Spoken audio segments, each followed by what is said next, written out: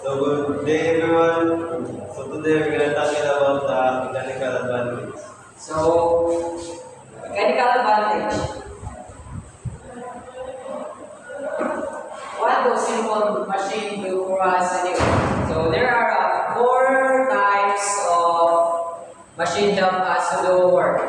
First is transfer our effort force from one place to another. Example, seesaw. So, seesaw is, pakita na ito kung saan na siya para walin ang sub o maningkamot ikan sa usa ka tumoy bayan sa pikas kapag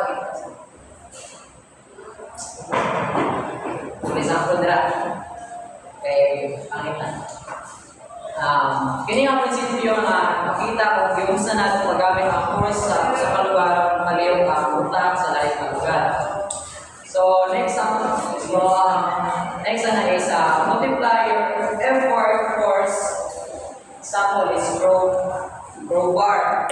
So ang gamit sa crowbar is Ay, wow, Rubio. Ina si Rubio. ato mapadaganan ang usog gamit ang prinsipyo sa simple nga machine. Bisan gamay ra ang usog na atong gamiton, kini may mas dako nga persa sa tumoy aron mabira o tunggo ako sa utak muna siya na principle sa crowbar. Sunod is multiply speed and distance. Example is baseball bat. So, ang baseball bat, isa ko na siya kasample sa simple machine na nagpadala sa kalawkan o pagpadali sa liyok sa or nagpalayo sa distansya. Ibuga nato ang kusugikan sa hawak sa baseball bat padung sa tumoy ang tulin o ang distansya sa liyok ng kimudako na siya ang prinsipyo sa example sa baseball bat. So that is changing the direction of the force.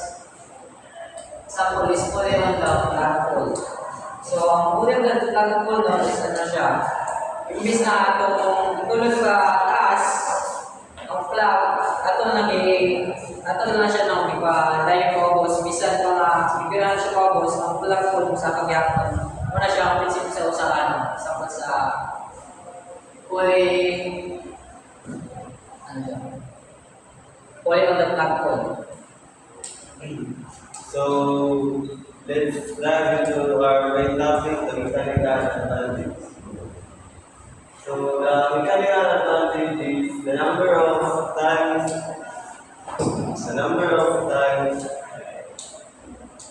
Raw? So the mechanical advantage is the number of times a machine multiplies the force. So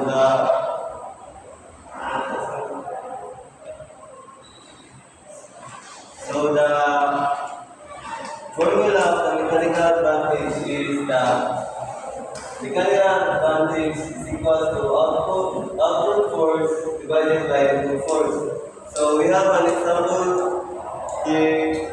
The example is if you push on the handle of a car jack with a force of 30 pounds and the jack with a 3,000 pounds car, what is the jack's mechanical advantage? So we know that the formula of the mechanical advantage is output force divided by input. So the output force here is 3,000 pounds, 3,000 pounds car. Then the input force is the 30 pounds. So we divide it, we come up with 100. So the jack multiplies the effort force by 100 times.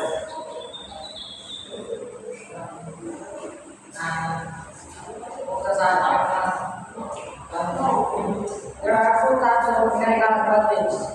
First is IMA, ideal mechanical advantage. This is the number of times a machine is designed to multiply the effort force. It is based on measurement of machine with numerous measurements.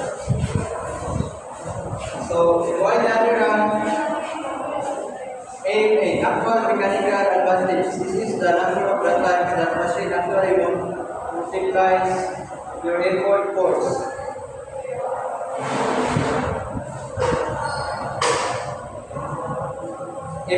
AMA is resistance force input and includes effects of friction. AMA is always larger than AMN.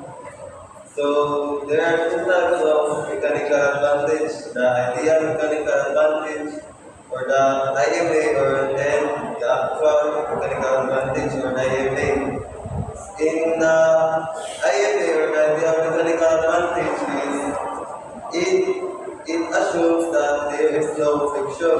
So it based on the measurement of the machine or the distance of the input and output. While on the other hand, the actual mechanical advantage for the AMA includes friction, which is this formula. And that is all. Thank you everyone. Bye. Bye, thank you. Bye-bye.